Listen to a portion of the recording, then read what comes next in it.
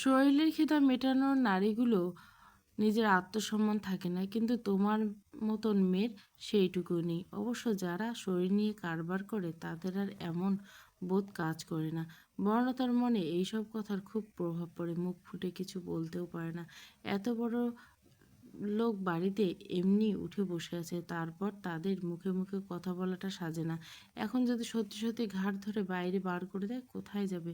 চেনেও তো না এই শহরের কিছু। আর তাছাড়া কোনো জায়গায় এটা নিজেও জানে না। নিজের মনে এক আকাশ সমান ভাবনা নিয়ে ভাবতে থাকে, কি হচ্ছে এখানে? সকাল সকাল এত চিৎকার চেঁচামেচি, বাইরে কি মাছের বাজার বানিয়ে ফেলেছো নাকি? কথার উৎস পেতে সিঁড়ির উপরে দিকে চাইতে নজরে আসে ঘুম ঘুম চোখে খালি গায়ে রাজ দাঁড়িয়েছে, পকেটে হাত দিয়ে। বর্ণা আর কোনো কিছু না ভেবে, কোনো দিকে না দেখে নিচ থেকে এক ছুটে উপরে যায়। রাজ কিছু বুঝে ওঠার আগে নিজের হাত দিয়ে জাপটে ধরে, নিজের ছোট্ট শরীরটাকে দিয়ে রাজকে আষ্টেপৃষ্ঠে জড়িয়ে ধরে রাজের বুকে মুখ গুজে কেঁদে দেয়। রাজও কিছুটা অবাক হয়ে যায় এমন হঠাৎ কান্না দেখে। সবার সামনে জড়িয়ে ধরার ব্যাপারটা দেখে অপু নিজের হাত মুঠ করে অগ্নি চোখে চেয়ে থাকে রাজ আর বর্ণলতার দিকে। মালিকা, ছি ছি, ঘরের কাজ কি এখন বাইরে শুরু করবে নাকি? এই নোংরামে মানুষকে দূর করে দাও বাড়ি থেকে। রাজ তোমার বিছানার সঙ্গী আমার তোমারই ছোট ভাইয়ের সাথে গল্পে মজেছিল। মম, স্টপ। অপু আর চুপ থাকতে পারে না, রেগে গর্জে ওঠে। নিজের ছেলের নামে এমন কথা বলতে একবারও বিবেকে বাধে না? আমি শুধু সিন্ডিলার সাথে দু একটা কথা বলছিলাম, এতে কি থেকে কোথায় নিয়ে যাচ্ছ কথাটা? শাক দিয়ে মাছ রেখে কি লাভ? অনামিকাও এই তালে বর্ণদাকে নিচু করতে রাজের সামনে বলে ওঠে। অপু নিজের রাগকে কন্ট্রোল করতে না পেরে অনামিকার দিকে তাকিয়ে বলে, সবাইকে তোমার মতো না, সব মেয়েকে নিজের কাতারে ফেলে মেয়ে শব্দটা নষ্ট করো না। চিৎকার করে অনামিকা। অপু! রাজ বনলতার মাথায় হাত বুলিয়ে ধীর স্বরে কাঁদতে বারণ করে। বনলতা চুপ করে না ফুপিয়ে যায়। বনলতা কিছুটা চুপ করলে রাজ নিজের থেকে ছাড়িয়ে ধীর পায়ে গিয়ে ঘরে রেখে আসে। রাজ নীরব নিজের গম্ভীর স্বরে বেশি না দু চারটে কথা বলে, বাড়িটা আমার, আমার যেখানে যা ইচ্ছা তাই করব, কারো কথা শোনার ছেলে রাজ নয়। অপু নিজের ঘরে যাও, পরে কথা হবে। অপু ঘাড় নেড়ে চলে যায়। রাজ তারপর বলে, আর মিস্ট্রেস মালেখা? মালেখা দেবী চমকে ওঠেন। রাজ বাঁকা হেসে বলেন, নিজেকে আর কত নিচে নামাবেন? রূপ তো আপনারও আছে।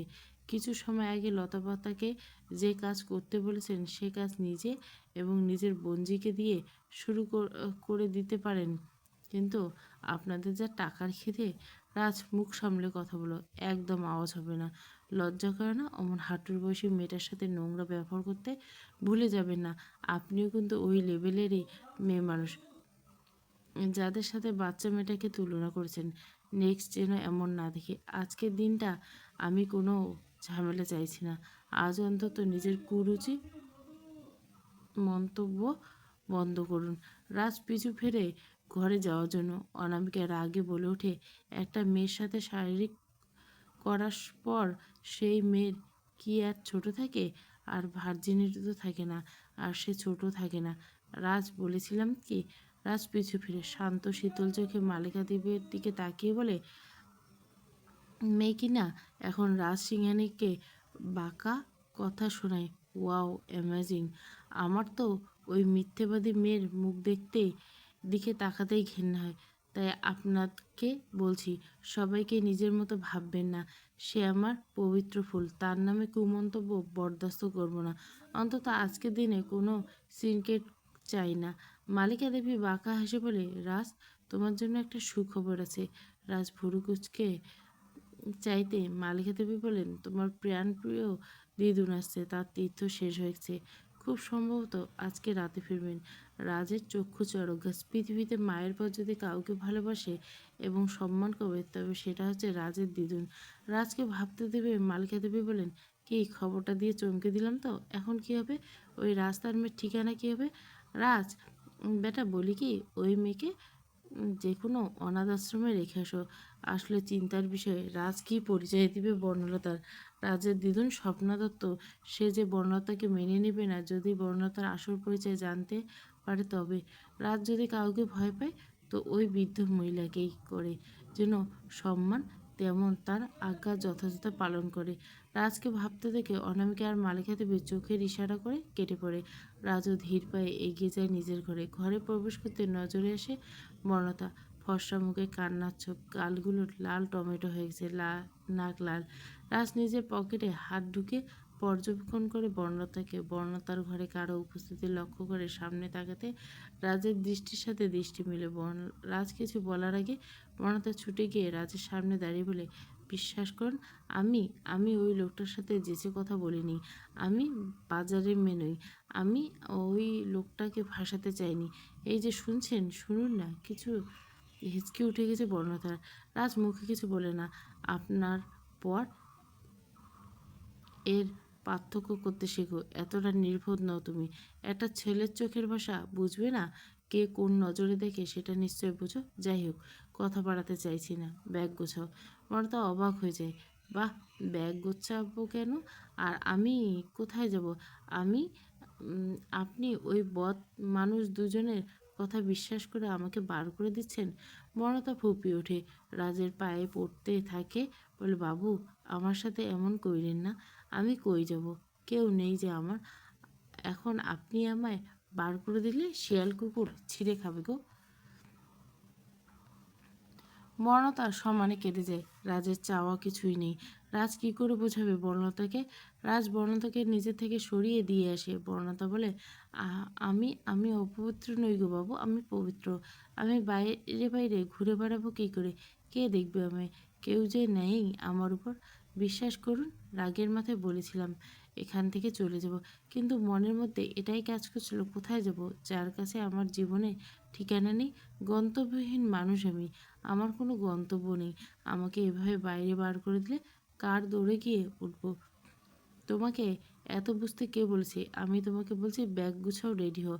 আমি তো তোমাকে এটা বলিনি কারো দৌড়ে দিয়ে রেখে আসবো। বর্ণতা অনেকক্ষণ পর নিচ থেকে উঠে পড়ে। নিজের জামা কাপড় বলতে কিছুই নেই। নিজের পরনে জামা ঝেড়ে নিয়ে বলে, চলুন। আমার তো আর জামা কাপড় নেই, কিছু তো আনিনি, সবই আপনা তো, তাই আর নিতে চাইছি না। এক থাপ্পড় দেবো বেয়াদব মেয়ে, যেটা বলছি সেটা করো। ব্যাগ গুছিয়ে জামা কাপড় পরে না, আলমারিতে যে কটা আছে সে কটাও তোমার। একটা জামা কাপড় যেন আমার আলমারিতে না থাকে, গট ইট? মনে চমকে ওঠে। এই প্রথম এরকমভাবে চিৎকার করলো। আগে করেছিল পরে, তবে এত জোরে নয়। বনতা যে কটা জামা কাপড় পায় হাতের কাছে সব কটাই গুছিয়ে বলে, চলুন, আমি রেডি। মনতা ঘর থেকে বেরোতে নিচে ড্রয়িং রুমে মালিকা দেবী আর অনামিকা বসে থাকতে দেখে। অনামিকা বক্র এসে বলে, আহা শান্তি, আজ যে বাড়িটা শান্তি পরিবেশ। আমি বলেছিলাম না, কাজ শেষ হলে এমনি ছুঁড়ে ফেলবে, মিলল তো? বনতা কোনো কথা না বলে মৃদু হেসে বলে, বড় লোকদের সব বড় বড় ব্যাপার, সবটাই খামখেয়ালি। আগে জানতাম বড়লোক মানুষদের দয়ামায়া থাকে না, এখন দেখলাম দয়ামায়া তো তাদের থাকে না, তার সাথে তাদের নিজের আত্মসম্মানটুকুই থাকে না। এই যে আপনার এত এত অপমান করার পরেও এই বাড়িতে পড়ে আছেন কেন? কী কারণে? ইউ আমায় এত বড় কথা বললে হাত তুলতে যাবে, তার আগে বর্ণা তার হাতটা ধরে বলে, বয়স অল্প হতে পারে বলে আমি সব কিছু মেনে নেওয়ার মেয়ে নেই। এক সেকেন্ডও লাগতো না এটা যদি আমার গ্রাম হতো, আর আপনি আমার গায়ে হাত তুলতে আসতেন। মাথার উপর কেউ না থাকলেও নিজের শরীরে এইটুকু দম আছে হাতটা ভেঙে গুঁড়িয়ে দেওয়ার মতো। পেছন থেকে রাজ আস্তে আস্তে বলে, কি হলো এখানে এত কথা কিসের? তোমাকে বললাম না গাড়িতে গিয়ে বসো। আর কোনো কথা না বলে সোজা চলে যায় বর্ণতা। গাড়ি দাঁড়িয়ে থাকে গেটের সামনে। বর্ণতা গিয়ে কীভাবে উঠবে বুঝতে পারে না। গ্রামের গরিব মেয়ে, গাড়িতে ওঠার কি কখনো সামর্থ্য হয়েছে? হয়নি তো। গাড়ির দরজা কীভাবে খুলে বেচারি সেটাও জানে না। রাজ এসে দরজাটা খুলে দেয়। বর্ণতা গাড়িতে বসে চুপচাপ। যে মেয়েটা কিছুক্ষণ আগে কান্নাকাটি করে গলা ফাটিয়ে যাচ্ছিল, সেই মেয়েটা চুপ করে বসে আছে। রাজ কিছুটা অবাক হয়ে যায়। কোনো কথা না বলে চুপ করে গাড়ি স্টার্ট দেয়। আপু অপু চুপ করে দাঁড়িয়ে রয়েছে ব্যালকনিতে। অপুর চোখে আগুন। কিছু সময় আগে যখন অপু সিন্ড্রেলাকে রাজকে জড়িয়ে ধরেছিল, সেই দৃশ্যটা বারবার অপুর সামনে ভাসছে। অপু এই প্রথম কোনো মেয়েকে পছন্দ হয়েছে। অপু জানে তার ভাই কোনো কারণে এই মেয়েকে টিকে নিজের বাড়িতে নিয়ে এসেছে এবং নিজের ঘরেতে রেখেছে। তবে অপুর দীর্ঘ বিশ্বাস তার ভাই সে মেয়েটির সাথে কোনো খারাপ আচরণ করেনি। রাজ এর পুরো ব্যাপার অপু জানে। অপু প্রাণ রাজ, নিজের আপন ভাই না হলেও সৎ ভাই রাজ, কিন্তু তবুও রাজকে প্রচণ্ড মানে। অপু জানে রাজ কখনো কোনো মেয়ের উপর আসক্ত হবে না। তার নামে হাজার হাজার খবর ছড়ালো, নিজের ভাইকে বিশ্বাস করে খুব, জানে তার ভাই এক নারীতে আসক্ত, তাকে সে অত্যাধিক ভালোবাসে। সেই নারী ছাড়া তার ভাই কখনো অন্য কোনো নারীতে আসক্ত হবে না। এত ভাবনার মাঝে অপুর সামনে দিয়ে রাজ বনলতাকে বেরিয়ে পড়ে বাড়ি থেকে। অপু জানে কিছুক্ষণ আগে শুনেছে রাজের দিদা এই বাড়িতে আসছে, সেই কারণে হয়তো বনলতাকে এখান থেকে নিয়ে যাচ্ছে। কিন্তু কোথায় কোথায় সে নিয়ে যাচ্ছে অপু সেটা জানে না। সেই ভেবে মনটা যেন দুশ্চিন্তায় ছেড়ে যাচ্ছে। এই প্রথম কোনো নারীকে মনে ধরেছে তার, কি করে বা ছেড়ে দিবে? এরকমভাবে খোলাখুলি কথা বলতে হবে রাজের সাথে, মনের মধ্যে ঠিক করে।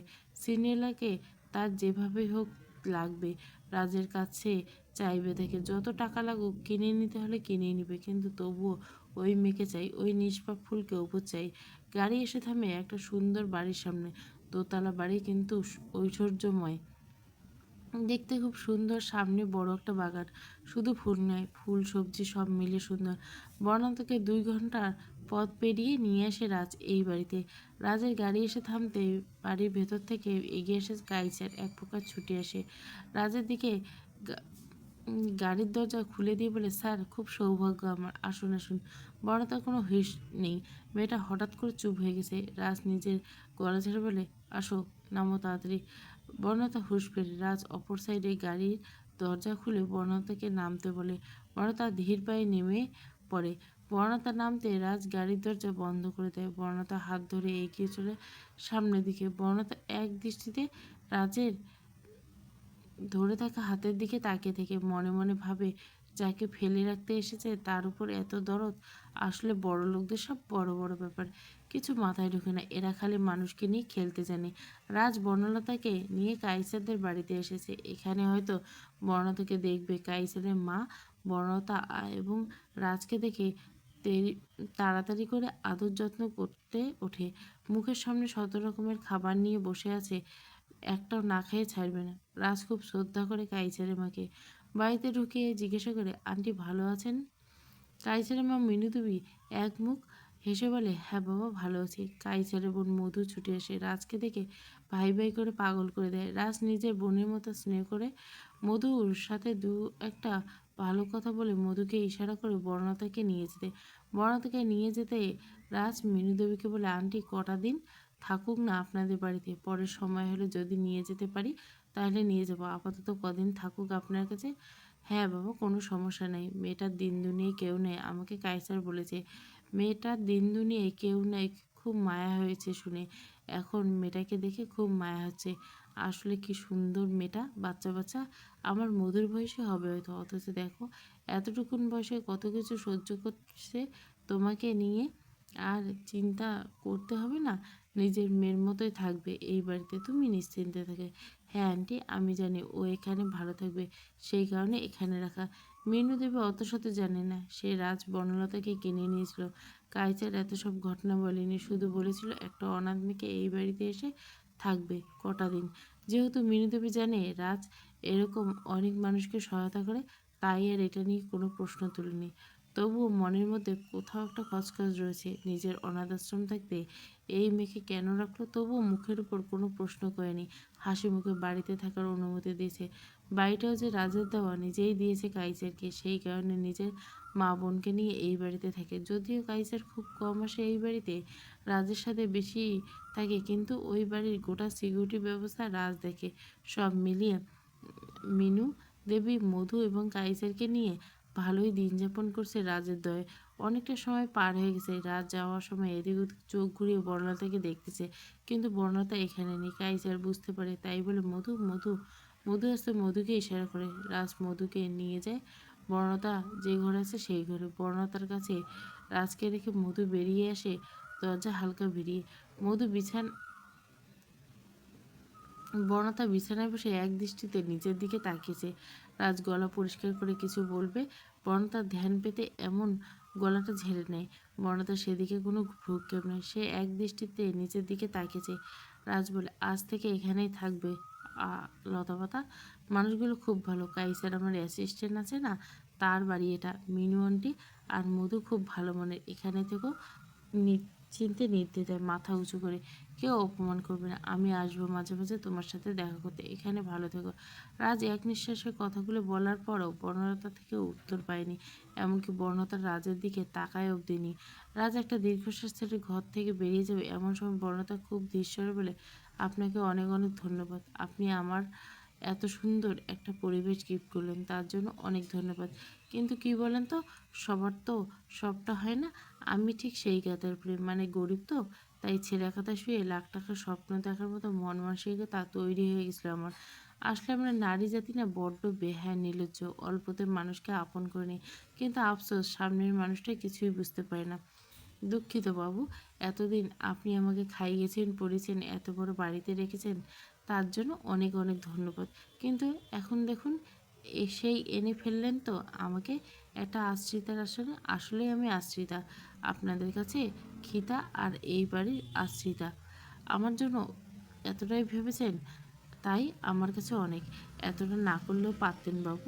রাজ নিজের হাত মুঠো করে দাঁতে দাঁত চেপে কিছু বলতে যাবে, তার আগে বর্ণতা বলে ওঠে, আপনার মনে অন্যজনের বসবাস, আর আমি বর্ণতা শুধু অল্প বয়সী নারী, কিশোরী কন্যা, চোখ ঝলসানো সৌন্দর্য আমার সবারই চোখে লাগে। নিজের এই রূপ, নিজের যৌবন সবটাই কেবল পুরুষকে পাগল করার জন্য। আপনি গলে না গেলেও নিশ্চয় কেউ আসবে। কিন্তু আফসোস, আমি বর্ণতা আপনার শুধু হয়ে রয়ে গেলাম। এত আয়োজন আমাকে বাড়ি থেকে বার করার জন্য, এত অবহেলা। কথাটা বলে বর্ণতা ডুকরে কেঁদে উঠল। রাজের কি হয় জানি না, বুকের ভেতরটা অজানা ব্যথায় টান টান করে ওঠে। মুখে কিছু বলে সান্ত্বনার বাণী দিবে, তার সময় হয় না। বাইরে থেকে কাইচার বলে ওঠে, স্যার, আপনার দিদুন ফোন করেছে, উনি এয়ারপোর্টে। আর কোনো কথা হয় না। রাজ বেরিয়ে যায় বাড়ি থেকে।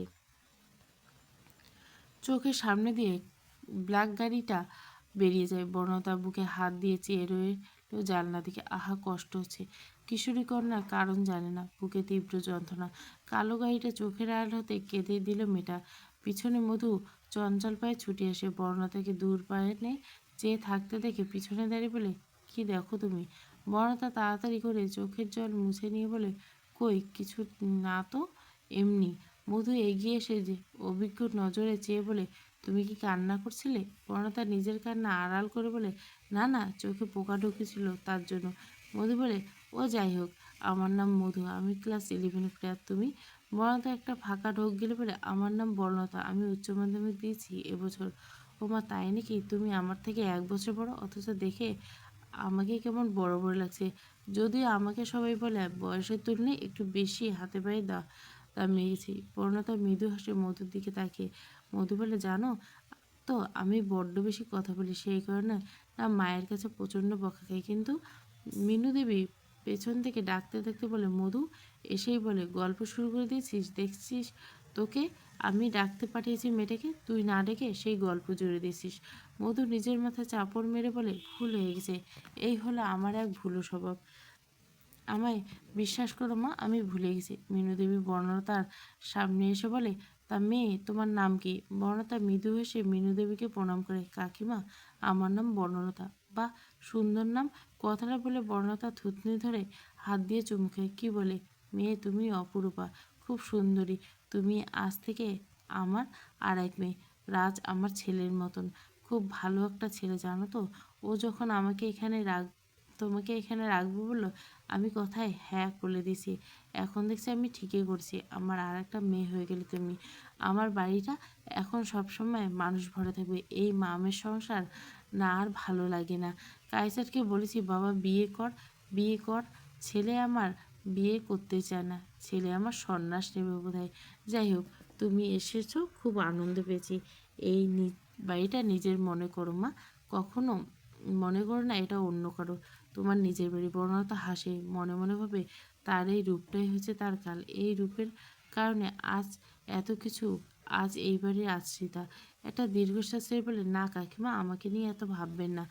তা মেয়ে, যাও তুমি ফ্রেশ হয়ে নাও, আমি খাবার বাড়ি। কিছু খেয়ে একটা টানা ঘুম দাও। অনেকটা ধকল গেল বলো? অনেকটা রাস্তা। রাজ কিছু না বলে মাথা নেড়ে। এয়ারপোর্টে প্রায় 15 মিনিট ধরে দাঁড়িয়ে আছে ভদ্রমহিলা স্বপ্না দেবী। রাস্তায় জ্যামে থাকায় রাজদের আসতে দেরি হয়েছে। কোনো রকম এয়ারপোর্ট পৌঁছে দেখে তার দিদুন বাইরে দাঁড়িয়েছে ব্যাগ নিয়ে। রাত যেতে যেতে ভদ্রমহিলা নিজের গরম স্বরে বলে, প্রায় 15 মিনিট ধরে দাঁড়িয়ে আছি আমি, সেদিকে কোনো হুঁশ আছে? টাইমের মূল্য দেখে কোনো কালেই হবে না তোমার। আগে জানানো হয়েছিল আমি আসছি তীর্থ থেকে। এখানে আজকে কেন আসা হয়নি রাজ? রাজ চুপ। এই একটা জায়গাতে কোনো কথা বলে না, চুপ থাকে। স্বপ্না দেবী এবার একটু হেসে বলে, এতদিন পর দেখা দিদুনকে একটু আদর করতে ইচ্ছা হয় না বেটা? আমি কি এতই গম্ভীর নাকি? কথাটা বলে ভদ্রমহিলা হেসে দেয়। রাজ এগিয়ে গিয়ে দিদুনকে জড়িয়ে ধরে বলে, অনেকদিন পর দিদুন, অনেকদিন পর। কেমন আছো তুমি? ভালো ছিলাম, ঠাকুর দর্শন করতে গেছি। খারাপ থেকে পারি বাবা? অনেক ভালো ছিলাম, তবে তোমাকে দেখে আরও ভালো হয়ে গেছি। রাজের দিদুনের ব্যাগটা হাতে নিয়ে কাইসার ছুটে আসে। ব্যাগ নিয়ে গাড়ির ডিক্কিতে ঢুকাতে রাজ নিজের দিদুনকে নিয়ে গাড়িতে বসে। গাড়ি স্টার্ট হতে রাজ বলে, দিদুন তুমি বাইরে ছিলে, তাই তোমাকে একটা কথা জানানো নি। স্বপ্না দেবী মৃদু হেসে বলে, কি? আমার অপদত্ত জামাইটা মারা গেছে তাই তো? রাজ থমকে গিয়ে তাকায়। আমি এখানেও না থাকলে এখানকার সমস্ত খবর আমার কানে থাকে। রাজের মনে ভয় হয়, লতাপাতার কথাটা কি জেনে গেল নাকি? মনে মনে ভেবে প্রশ্ন করে বসে, আর কি কি জানো? স্বপ্নাদেবী হেসে বলে, কেন? লুকিয়ে ঘরে বউ রেখেছো বুঝি? আমি জানতে পারলে সমস্যা? রাজ বিষম খায়। কাস্তে থেকে কাইজারে ঘাম ছুটে গেছে বোধহয়। এই যা, এই মহিলা এখনই না শুলে চড়ায়। স্বপ্নাদেবী হেসে বলে, আরে আরে, জল খাও, আমি তো মজা করছিলাম। আমাকে অপু জানিয়েছে যে আমার অপদার্থ জামাইটা আর নেই, যেটুকু জানি। হ্যাঁ, তবে এবার মেয়ে দেখছি, তার সাথে তোমার বিয়ে দেবো ভাবছি। আর পালাই পালাই কত করবে ওই মেয়ে? আমি জানি। কথা সেরে এসেছি, বিয়ের তোড়জোড় শুরু করব। স্বপ্না দেবী ভাবে মনে মনে, দাদুভাই বিয়ে নিয়ে কী প্ল্যান? মানে এখনও কি বিয়ে করতে চাইছো না? রাজের হঠাৎ মুখটা গম্ভীর হয়ে যায়। কিছু ভেবে বলে, দিদুন এই ব্যাপারে কোনো কথা বলতে চায় না। বিয়ে নিয়ে আপাতত কোনো প্ল্যানিং নেই। গাড়ি এসে পৌঁছায় সিংহানিয়া বাড়িতে। মালিকা দেবী গাড়ির শব্দ পেয়ে ছুটে এসে স্বপ্না দেবী গাড়ি থেকে নামতে মালিকা দেবীকে দেখে মুখ চোখ বিকৃতি করে বলে, এত তাড়াহুড়ো কী আছে? আমি চলে যাচ্ছি না, এখন থেকে এখানে থেকো। মামুনি তুমিও না, এতদিন পর এলে তাও এমন করো। কতবার বলছি মামুনি বলে ডাকবে না, মাসিমণি হয় মাসিমণি বলে ডাকবে। মালিকা দেবী চুপ করে যায়। আসলে স্বপ্না দেবী মালিকার নিজের মাসি, রাজের মায়ের মাস্তুতো বোন মালিকা। মালিকা রাজের মা বেঁচে থাকাকালীন রাজের বাবার সাথে পরকীয়ায় জড়িয়ে পড়ে। রাজের মা যখন হত্যা হয় তার কিছুদিনের মাথাতে মালিকাকে বিয়ে করে আনেন রাজের বাবা অরুণ সিংহানিয়া। সময়টা সারাটা দিন কেটে যায় ব্যস্ততায়। এখন বুঝি সময় হয় নিজের ঘরে ঢোকার। রাত বাজে 12টা 25। ঘড়ির কাঁটা থেমে নেই, চলন্ত টিকটিক। আরও একটু ব্যস্ততম দিন পার হলো। ঘরে ঢুকে আজ কেমন যেন অদ্ভুত লাগছে। কেমন ফাঁকা ফাঁকা। হুট করে মনটা কেমন করে উঠলো। নিজের গায়ে ব্লেজারটা খুলে ছুঁড়ে ফেললো মেঝেতে। এক এক করে সব এদিক ওদিক খুলে ছুঁড়ে ফেলে দিল। টাওয়াল নিয়ে ওয়াশরুমে যাবে, বেশ সময় নিয়ে ফ্রেশ হবে। ট্রাউজার পরে বেরিয়ে আসে খালি খালি গা, ভেজা চুলগুলো টপ টপ করে জল পড়ে। সেদিকে হুঁশ নেই। ঘরে কেমন দম বন্ধ লাগছে। মেলি গন্ধটা আর নেই। ব্যালকনিতে দাঁড়িয়ে কিছু একটা ভাবতে থাকে হাতে জ্বলন্ত সিগারেট, যা এখন সুখ টান দেয়নি, শুধু হাতে ধরে রয়েছে। অত শত না ভেবে আবার ঘরে আসে। সোফায় বসে পাশের মিনি ফ্রিজ থেকে ছোট্ট শিশি বার করে গ্লাসে ঢেলে এক সিপ নেই। না, ভালো লাগছে না। এই বোতল বন্ধ করে অন্য ব্র্যান্ডের বোতল ওপেন করতে সেটার এক সিপ নেই, এতেও মন পোষায় না। অদ্ভুত ফিলিংস, কিছুতেই মনের উচ্চারণ শান্ত হয় না। চোখটা বারবার ঘুরে এদিক থেকে ওদিক। মন বলে, কিশোরী কন্যা কী জাদু করলাম, শান্তি আসছে না কেন? মনে মনে ভাবে, সোফায় ওই জায়গাটা বসে থাকতো, আর নয়তো বিছানায় শুয়ে থাকতো। ওই সাদা শার্টটা পরেছিল। নিজের ভাবনায় চমকে ওঠে। ছি রাজ, কী সব চিন্তা! ও, এই কদিন এ একটা মেয়ে সবসময় এই ঘরে ছিল, তাই বলে হয়তো বারবার মনে পড়ছে। রাজ অত শত না ভেবে শুয়ে পড়ে। বিছানা শুলে ঘুম চোখে ধরা দেয় না। মনটা আর পারে না। এপাশ ওপাশ করে যখন শান্তি পায় না তখন বিছানা থেকে ঝেড়ে মেরে উঠে হাতে ফোন নিয়ে ঘরের দরজা খুলে বেরিয়ে পড়ে নিচে এসে খেয়াল হয় চাবি আনা হয়নি। পকেট থেকে ফোন বের করে কল করে কাইসারকে। বেচারা সবে ঘুমিয়েছিল। ঘুম ঘুম ভাবটা এসে ধরা দিয়ে লাফিয়েছিল। ফোনের কর্কশ শব্দে লাফিয়ে ওঠে। ফোনের দিকে চাইতে দেখে বস বলে সেভ করা। এক লাফ দেয় বিছানা থেকে। কানে ফোন নিতেই অপর পাশ থেকে কথা আসে, ইয়েস স্যার, ওকে স্যার, আসছি বলে নিজের শরীরের শার্ট জড়িয়ে বেরিয়ে পড়ে ঘর থেকে। নিচে আসতে দেখে রাজ খালি গায়ে পকেটে হাত দিয়ে দাঁড়িয়েছে। কাইজার ভুরু কুচকে ভাবে মনে মনে, স্যারের জামাকে এইভাবে যাবে কোথায়? কাইজার গাড়ি বার করে সামনে আসতে রাজ উঠে গিয়ে বলে, কাইজার ঢোক গিলে বলে, স্যার মানে এভাবে যাবেন কোথায়?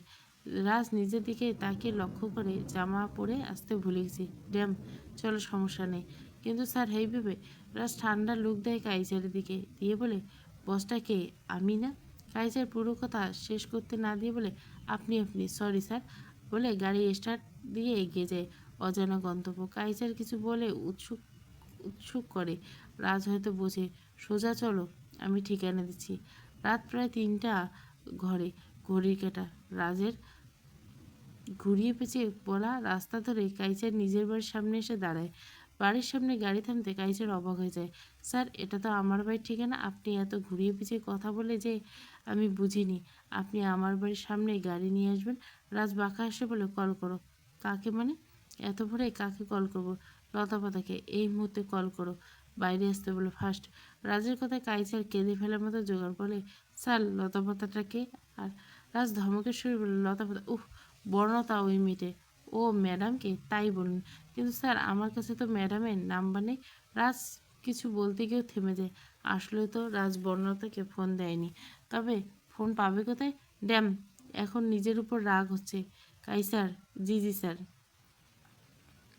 কাল প্রথম লতাপাতাকে একটা ভালো মানের ফোন সিমসহ কিনে দেবে। জি জি স্যার।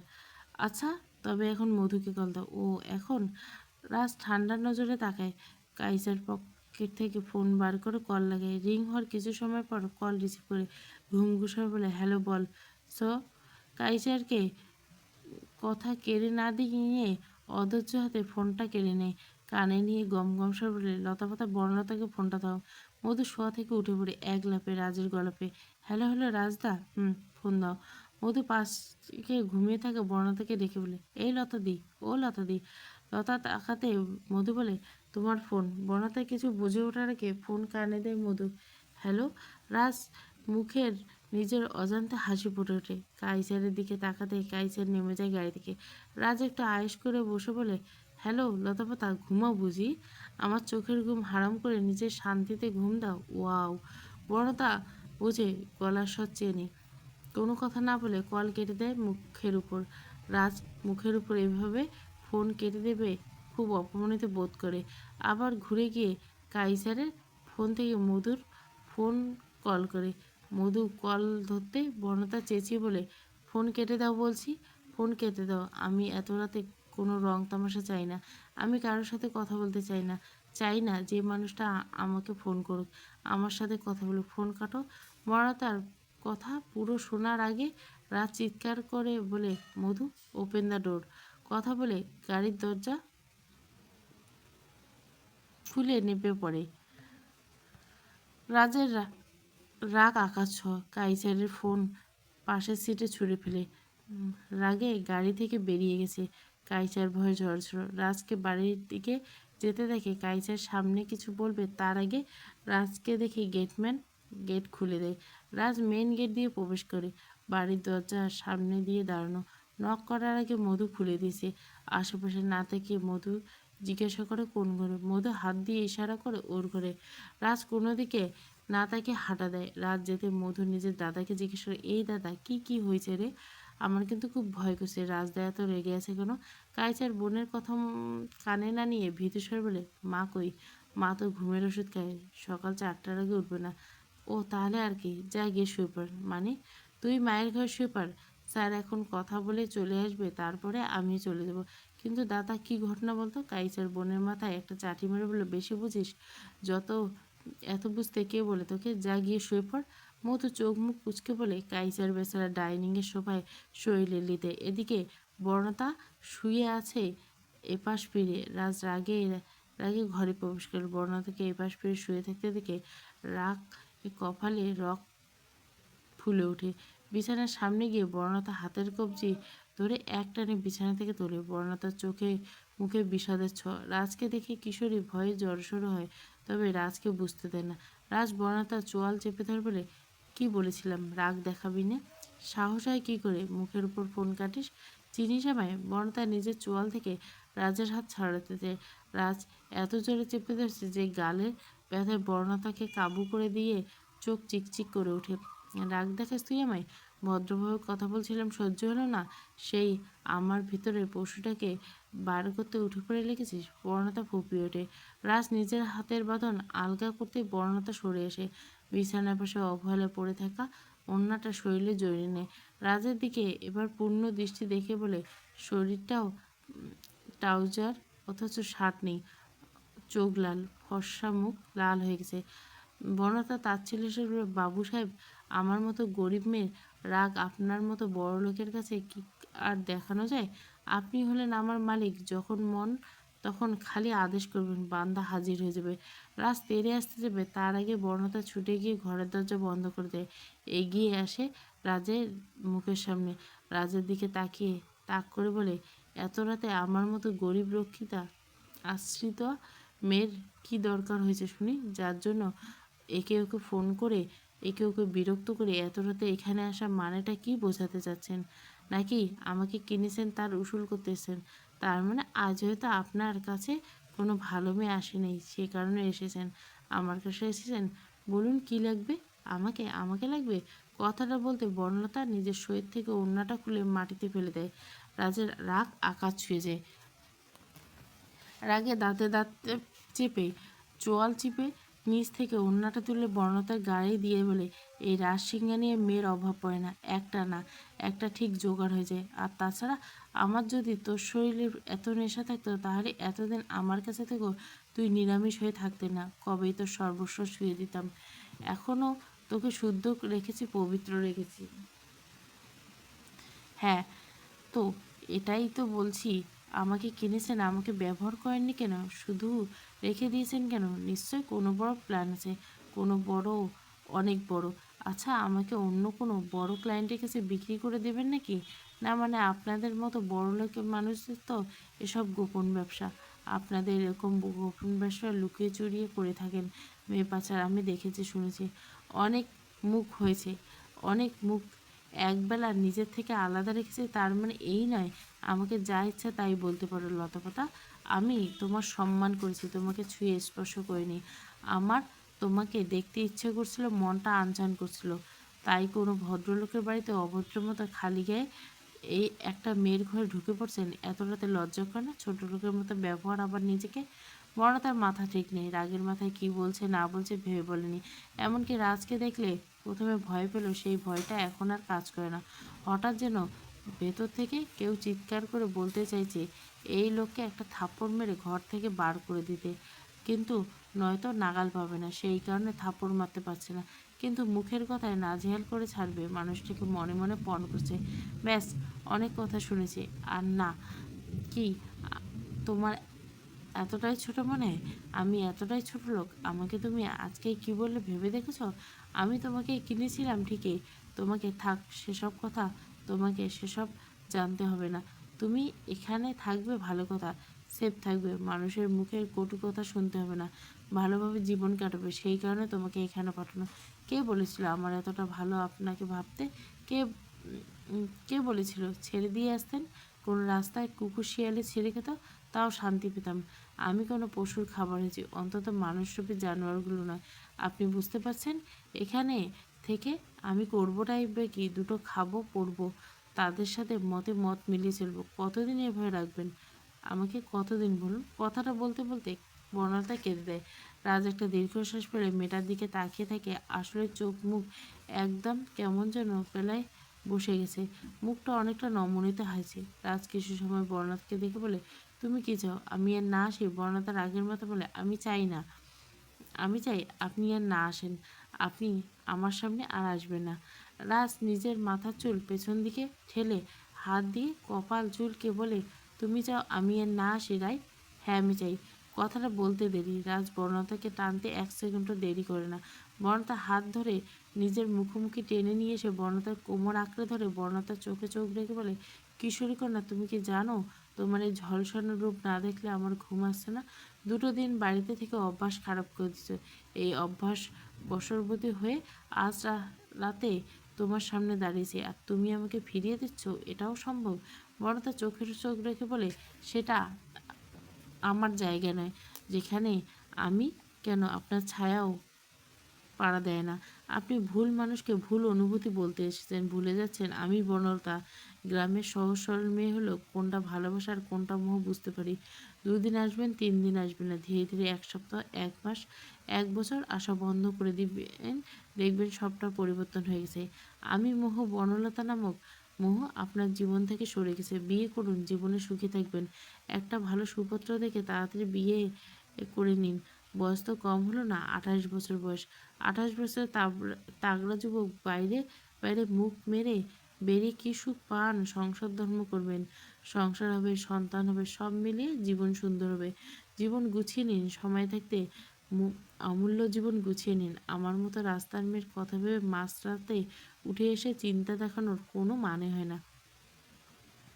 রাজ নিজের কপালে বর্ণতার কপাল ঠেকিয়ে ধেরিয়ে ধীর আওয়াজে বলে, একদিনে বড্ড বড় হয়ে গেছো। সেই লতাপা থেকে বড্ড অচেনা লাগছে। কী করে পাল্টে গেলে? এক রাতে এতটা বড় হওয়া যায় নাকি? বর্ণতার মুখ চুপসে যায়, মুখে কোনো কথা নেই। রাজ নিজের মাথাটা তুলে বর্ণতার চোখে রেখে বলে, আমি জানি এটা মোহ নাকি অন্য কিছু, কিন্তু বড্ড আসক্ত হয়েছি কিশোরী কন্যা। তুমি জানো আমার ব্র্যান্ডের অবধি ধরছে না। কেন ভালো লাগছে না? ড্রিঙ্কস করতে সিগারেটের সুখ টান দিতাম, সেটাও বুঝি আর ভালো লাগছে না। জ্বলন্ত সিগারেট এমনি এমনি শেষ হয়ে যাচ্ছে মুখ অবধি যাওয়ার আগে। কী জাদু করলে বলো তো? তুমি কী জাদু? বর্ণতা এবারও চুপ। রাজ থেকে নিজেকে ছাড়িয়ে নিয়ে বলে, অল্প নেশা হয়েছে তো, না হলে হলো। আর এত রাতে খালি গায়ে এতটা দূর এর পথ পাড়ি দিয়ে আমার ঘরে আসতেন না।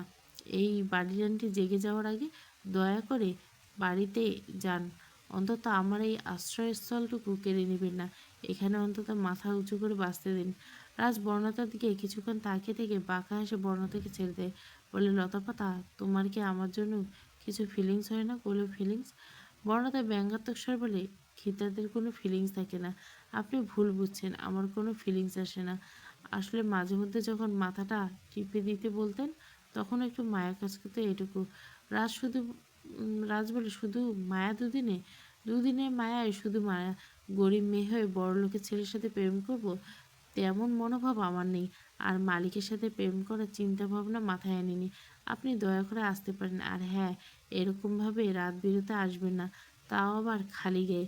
মানুষ উল্টোপাল্টা বদনাম ছড়বে। আপনি বড়লোক মানুষ, বদনাম আপনার গায়ে লাগবে না, কিন্তু আমি একটা মেয়ে মানুষ। আমার সম্মানটা আমার কাছে সব। এই সম্মানটা যদি চলে যায়, আত্মহত্যা ছাড়া কিছু পথ খোলা থাকবে না। তুমি এক রাতে পাল্টে গেছো লতাপাতা। কথার বলে রাজ এক মুহূর্ত অপেক্ষা না করে ঘরের দরজা খুলে বেরিয়ে চলে যায়। বর্ণতা চেয়ে থেকে দরজার দিকে এক দৃষ্টিতে। কিছু সময় পরে গাড়িটা চলে যাওয়ার আওয়াজ পায়। গাড়িটা চলে যেতে বর্ণতা ছুটে গিয়ে জানলার পাশে দাঁড়ায়। চোখের নিশানার বাইরে চলে গেছে গাড়ি এতক্ষণে। বর্ণতা বুকে হাত দিয়ে এক দৃষ্টিতে তাকিয়ে থেকে দূর পানে যতদূর দেখা যায় ততদূর, গাড়িটাকে যতদূর দেখা যায় তাকিয়ে থেকে মনে মনে বলে, আসলে আসলে আমি আপনার উপর রাগ দেখালে, আপনাকে অভিমান দেখালে, এটা তো সত্যি আমি আপনার কেনা গোলাম। আপনার যখন খুশি তখন এখানে আসতে পারবেন, কেউ বাধা দিবে না। হয়তো বেশি বলে ফেলেছি আজকে। আসলে আমি নিজেকে কন্ট্রোল করতে পারলাম না। কি হলো নিজেই বুঝতে পারলাম না। আপনি হয়তো শুনলে অবাক হবেন, এই প্রথম আপনি ছাড়া আমি কাউকে কড়া গলায় কথা শুনেছি, তাও আবার আপনার মতো একজন মানুষকে। আপনার উপর প্রথম প্রথম রাগ কাজ করলো, এখন সেটা করে না। এখন কেন জানি বড্ড অভিনয়। এই কিশোরী কন্যা আপনার উপর একটা সম্মান কাজ করে। প্রথম প্রথম রাগ হলো, এখন সে রাগটা তো নেই। আপনি আমাকে কিনে নিলেও আমার সতীত্ব হরণ করেনি, সেই কারণে একটু সম্মান করি। কিন্তু আমি জড়াতে চাই না আপনার মতো বড় লোক মানুষের সাথে। আমি অল্প বয়স মেয়ে হলেও আমি বুঝি, আমার জন্য কিছু অনুভূতি করেন। আমি আপনার চোখে, আপনার কথায় সেই অনুভূতি পাই। কিন্তু আমি যে নিরুপায়, কখনো নিজের আশেপাশে আপনাকে আসতে দেব না। তাহলে যে আমি মেয়ে হয়ে একটা মেয়ের স্বপ্ন দিয়ে গড়া রাজ্য ভেঙে ফেলবো, ওই মেয়ের চোখের জলের কারণ আমি হব না। আমি দ্রুতটাই। আপনি ভালো থাকবেন। আপনার সুন্দর জীবনের জন্য শুভকামনা রইল। বর্ণতা নিজের চোখের জল মুছে জানলার পর্দা টেনে দিয়ে সরে আসে। হাজার হাজার কথা মাথার মধ্যে কিলবিল করলেও কাউকে বলার উপায় নেই। সব কথাই মনের ভেতরে তালাবদ্ধ করে শুয়ে পড়ে। বর্ণতা জানলার কাছ থেকে সরতে আরও একটা গাড়ি রওনা হয়। হ্যাঁ, আর শুধু রাজ আসেনি, একা আসেনি। রাজকে ফলো করে অপু এসেছিল রাজের পিছন পিছন। অপু রাজকে ফলো করে বর্ণতার খোঁজ পেয়েছে। বর্ণতাকে এক পলক দেখতে পেয়েছে ওই দূর থেকে, এতেই যেন শান্তি। কিন্তু মনে মনে একটাই ছক কষে নেয়, কোনো মতে বর্ণলতাকে ছাড়া যাবে না, কোনো মতেই না। রাজ এত রাতে বর্ণতার কাছে এসেছে সেটাও মেনে নিতে পারছে না অপু। যদিও নিজের দাদা ভাইয়ের উপর বিশ্বাস আছে, তবু বর্ণলতার কাছে এত রাতে আসাটা অপু মেনে নিতে পারছে না। অপুর ভিতরে আগুন জ্বলছে। ভেতরে ভেতরে সব তছনছ করে দিতে মন চাচ্ছে, তবুও নিজেকে শান্ত রেখে গাড়ি কিভাবে স্টার্ট দিবে। বেশি দেরি নয়, খুব তাড়াতাড়ি ঘটাতে হবে কিছু। এই পরিকল্পনা মাথায় হেঁটে নিজের গন্তব্যে পেরিয়ে যায়। সকাল সকাল আর বর্ণতার ঘুম ভাঙে না। যখন ঘুম ভাঙে তখন বাজে প্রায় 11টা। ঘুম থেকে উঠে ফ্রেশ হয়ে স্নান করে নিচে আস্তে আস্তে বাজে 1:45। মাছের কোনটা খাবে, লেজা নাকি পেটি? বর্ণতা হা করে তাকিয়ে থেকে মিনু দেবীর দিকে। এই মেয়ে, কথা বলছেন না কেন? কোন মাছেরটা? মাছের কোন অংশটা তোমার পছন্দ সেটাই দেবো। আসলে আন্টি, বুঝেছি মেয়ে, তুমি লজ্জা পাচ্ছো তাই তো? আর লজ্জা পাওয়ার কী আছে? এটা তো তোমার নিজের বাড়ি। আসলে না আন্টি, আমি মানে না। ও বুঝেছি, তুমি মাছ খেতে পারো না। মাছের কাঁটা? আচ্ছা, আমি বেছে দেবো। আমি তো মধুকে বেছে দিই, মধুও খেতে পারে না। তোমাকেও বেছে দেবো, কোনটা খাবে? আসলে আন্টি, বাড়িতে কখনো মাছ আমি এরকম গোটা খাইনি। সবার খাওয়া হলে ভাঙাচোরা কাটা ফোটা কপালে জুতো। তাই বলতে পারছি কোনটা বেশি মজা।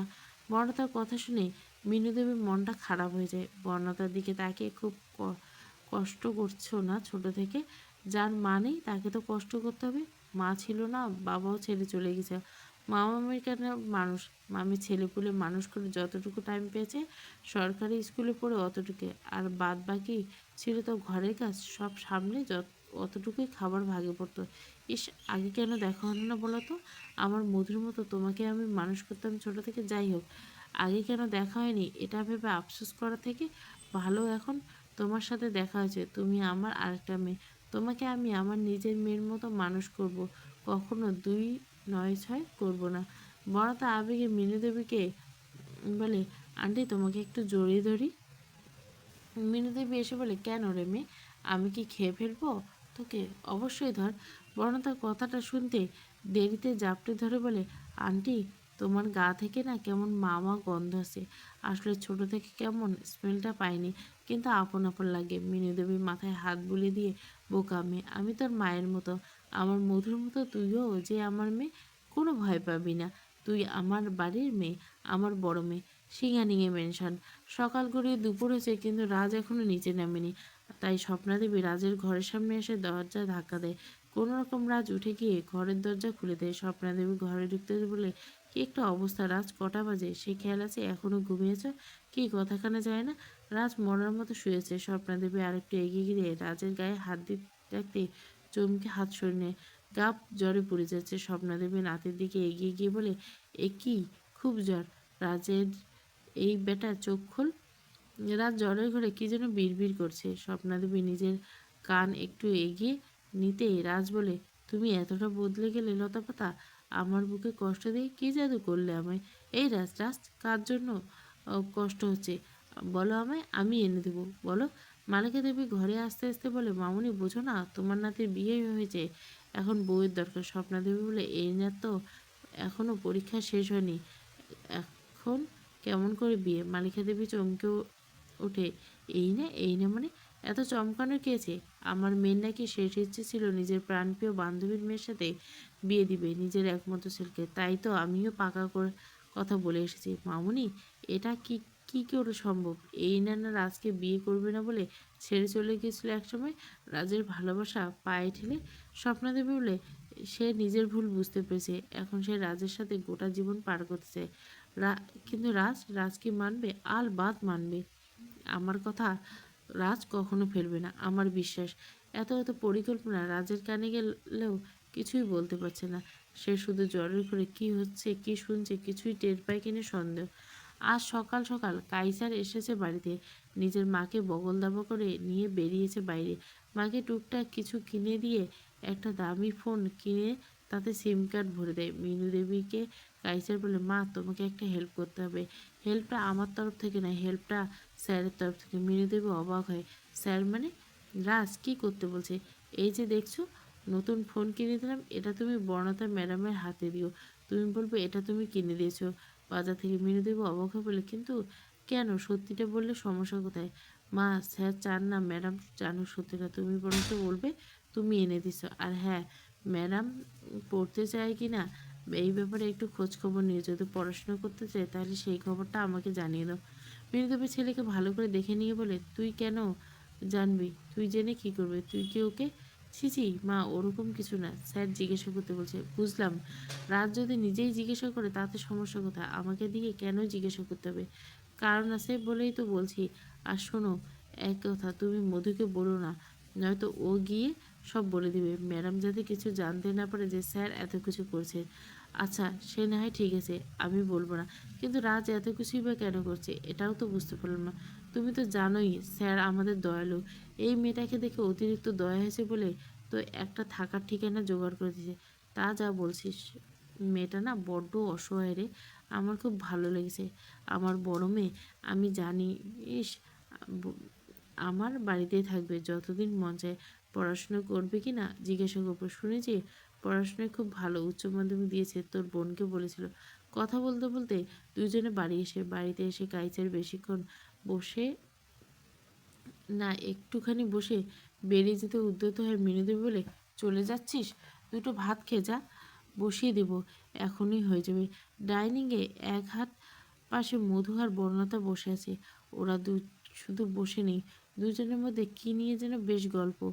এমন সময় বর্ণতার কানে আসে কাইসার বলে, মা আজ বসতে পারবো না, স্যারের খুব শরীর খারাপ, প্রচণ্ড জ্বর। কালকে আসতাম কিন্তু আসতে পারিনি, ডাক্তার নিয়ে ছোটাছুটি করা লেগেছে। হ্যাঁ, কী রে বাবা, রাজের শরীর খারাপ? কী হয়েছে? জ্বর এখনো কমেনি? না, জ্বর কিছুতেই নামছে না, তার জন্য বড় ম্যাডাম চিন্তিত। কী হবে বলা যাচ্ছে না। আজকে যদি না কমে হসপিটালে ভর্তি করাতে হবে।